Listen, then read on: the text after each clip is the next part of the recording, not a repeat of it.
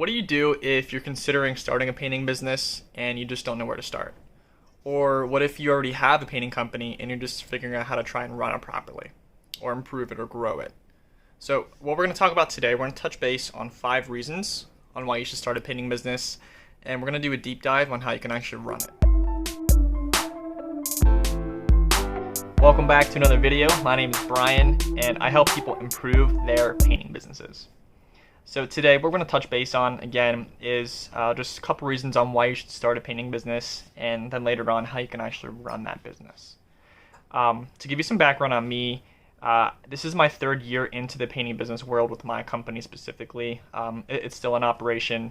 I'm a 25-year-old entrepreneur, and in 3 short years, I was able to grow it to the point where we're routinely turning over 6 figures worth of work every single month. It's been pretty crazy, pretty good. In my opinion, it's kind of a no-brainer on why I chose to actually jump into it and start the company. Which, I mean, as you can kind of imagine, that's kind of like what I'm going to dive into in a couple minutes. But overall, for me, it was just a means of just making money pretty quickly, really low overhead, really low startup costs, and in my opinion, it's something that you can kind of flip around pretty quickly. In terms of making a profit if you do it the right way. So let's just dive into it real quick. Reason number 1 on why you should start a painting company is because it's extremely profitable. So the reason it's so profitable is because if you just do the math, the only thing that really goes into the cost of running a company is direct labor, overhead, and paint material. Okay? And whenever you're starting out, in terms of overhead, you don't really have much going on there, meaning you're probably not in an office space. You don't have benefit packages. You don't have a lot of vehicle expense. There's really nothing else that's kind of a moving part until you start diving into the nitty gritty of it.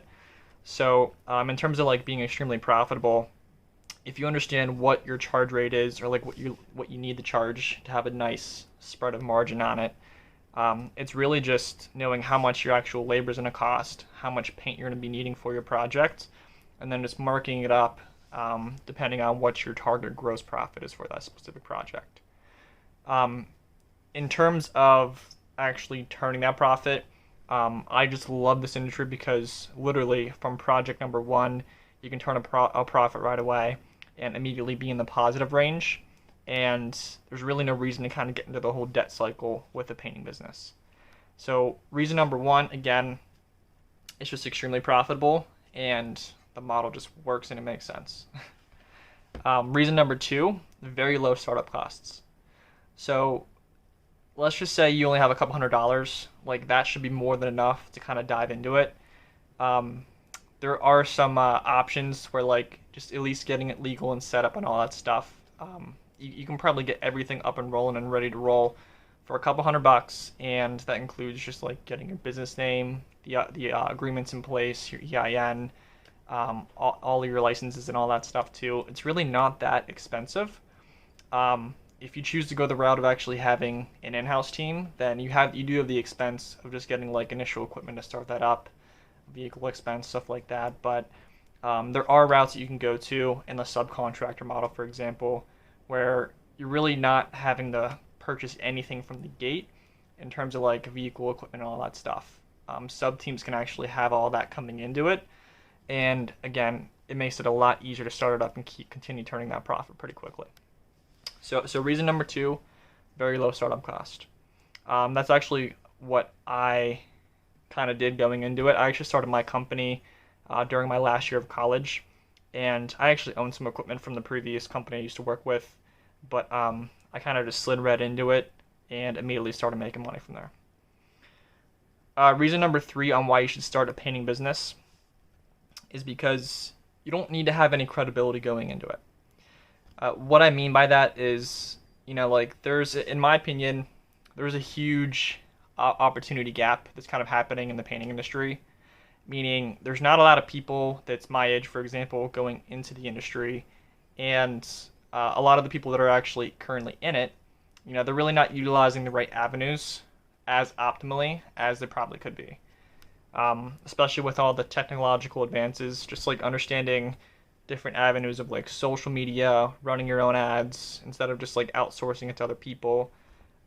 There's a lot of ways that you can get creative and grow pretty quickly if you're just aware and you know what to do. So in terms of having no credibility, you can grow pretty quickly in this and present yourself to customers looking like more professional and all that stuff, and you actually are able to capture a large amount of work very quickly at optimal charge rates and profit margins while having 0 jobs under your belt. It's a little bit tough to kind of start into it, but if you do it the right way and word it the right way, that's an easy barrier to get over, basically. That's something that I did too. First year I was able to capture jobs no problem. The fact that I didn't have any jobs under my belt didn't even really make a difference in terms of me actually closing the work. It really came down to the confidence that I had that I brought to the table whenever I had the conversations with certain customers. Okay, so again, reason number 1, extremely profitable. Reason number 2, there's very low startup cost. And reason number 3, you can have no credibility in the actual industry and still capture work at optimal rates. Reason number 4, there's a huge opportunity gap. I actually just touched on this a little bit, but in my opinion, there's very few amount of players in this industry that can really go full scale and just hit the ground running. Meaning, like, there's a lot of people that, I mean, at least I've seen in my opinion, that don't have the ambition to grow, that don't have the ambition to want to like learn the tech side of it, and there's just like nowadays with so much information being like at our fingertips that we can like search online for, or become part of a group and ask other people, what their recommendations are. There's really no reason why you can't kind of skip your own learning curve. And in my opinion, again, since there's not a lot of people that are younger emerging into this industry, it's kind of easy to kind of enter the market with a low barrier of entry, especially with low startup cost, and just become a dominating player in your marketplace compared to somebody who's been in the industry for like 20 years. So again, reason number 4, there's a huge opportunity coming into it, very low barrier of entry. There's a lot of information at our fingertips that we can figure out, and the learning curve for the business model was actually pretty quick, in the sense that once you actually have an idea what to do and how to do it profitably, you can scale pretty quickly from there. Okay, so reason number 5, the final reason that you should start a painting business, especially in this age, is because it's never been easier, in the sense that, again, literally everything is at your fingertip. So you have people like me just making videos kind of explaining and talking about the industry, how to start it up, what it looks like. You can join Facebook groups, you can be a part of a community of people that you can just flat out reach out and ask them, like, what's the best way that I can do this to make the least amount of mistakes, and kind of expedite your own personal process on your journey. You can Google search everything that you can think of. You can Google, property managers in your area, find free leads and all that stuff. It really has never been easier to like actually start and grow a business and, scale it from there. And again, like, I'll talk about it at the end of this video, but I've actually made something on my own that basically could help anybody, if you're doing under $500,000 to $700,000 in revenue. I actually created like a platform or like program to kind of expedite your process, basically giving you all of my mistakes and stuff that I kind of like learned from, all of my templates and stuff like that.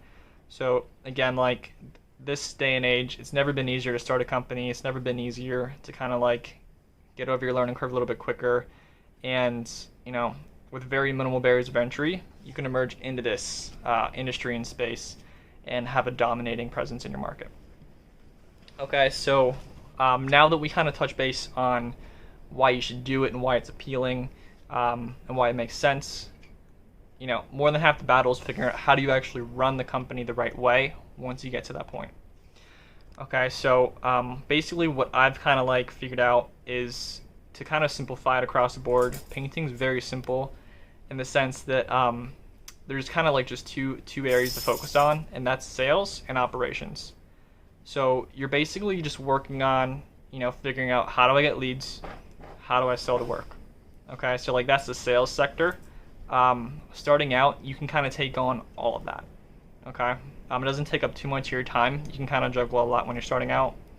But again, just figure out how to get the leads, how to sell the work, and you can backlog it to where like you can say you're not going to get to it, for a couple months or so. So you start stacking up work to be able to bring working teams coming in. That's the sales end of it. Not getting into like any more detail on that yet, but the other side of it is just operations. So you get the lead, you sell the work, and then you just have to produce it. So very simple, just sell, produce, sell, produce, sell, produce. That's basically what your goal is, for this entire thing. And whenever you produce it, you have one of two options. You can either have an in-house team or you can have a subcontractor team. I touched on a little bit at the beginning of this video that if you have literally no money, I would recommend a subcontractor team route first, just because it's more appealing in terms of like startup cost and price. But with an in-house team, there's a little bit more like work on the back end of it to make sure that your culture's the right way. You have systems and stuff in place. You have a way to kind of like articulate work orders. Like you start getting into like the business side of things on the operations end pretty quickly, and in my opinion, that can either make or break you pretty quick. So a big part of like what I kind of had to overcome on the sales end and the operations end was just understanding how to like, one, operate profitably, two, making sure I'm bringing the right people in on my team, whether it's in-house or sub teams. Culture really does matter. Meaning like if the wrong person's in the company, they can be like a virus basically and affect other people to make sure it's kind of like not going the way that you want it to, if that makes sense. But like it sounds really simple, which it is, to like just sell the work, produce it. But if you don't have the right systems set in place to be able to do that, and having it flowing continuous and effortlessly, then you can come into like a lot of hiccups along the way that kind of just like halt your production process and just kind of put you in like a weird corner that you can back into. And an example of that would be I actually ran into a point last year that I actually wasn't focusing on culture as much, and I had like 6 people on this one job site at one time. The one person was kind of just like, he wasn't culturally fit in the sense of like he didn't really kind of like have the respect and attitude that everybody else had on the team, and he was like slowly infecting all of our other team members and just hurting our team culture. And it got to the point where like me and my other business partner actually just made the call to kind of like just hit the reset button, restart, and then we actually went from an entire staff of people down to 0, and then just rebuilt from the ground up. Fast forward to today, our culture is literally phenomenal and perfect. But again, that was because like I kind of just like focused on just selling the work and just tossing as many people as I could on the jobs to produce it. That basically kind of got me into a situation where it was a hiccup that I ran into in terms of like it just not flowing effortlessly. So in other words, like bottom line, if you don't know how to run the company effectively and efficiently, systemize it, making sure you're bringing the right people into your business, there are going to be things you run into along the way that really halt your goals, your ambitions on what you thought was actually possible. Okay, so again, the painting industry is extremely profitable, low startup cost. You can do really well with no credibility. There's a huge opportunity, and everything is at your fingertips. It's never been easier to do this business. Again, you have ways to kind of just understand how to do it. It's very simple, but kind of tough at the same time. I strongly suggest if you're considering it, dive into it, just figure it out as you go. If you need help along the way, again, there should be a link at the bottom of this video in the comments. I actually created an ultimate package for a startup. Again, you could be literally at ground zero, or you could have been doing it for a couple of years, and as long as you're below $500,000 to $700,000 in revenue, something like that should be able to help you. I literally give you everything that I learned over the past 3 years to kind of expedite your process and just streamline your success to where you can get over your learning curve a lot quicker and hopefully start making a lot more money pretty quickly. So again, my name's Brian. Thanks for watching this video. And again, hopefully you should be able to understand why starting a painting business is awesome, appealing, and how you can do it the right way. All right, I'll catch you in the next video.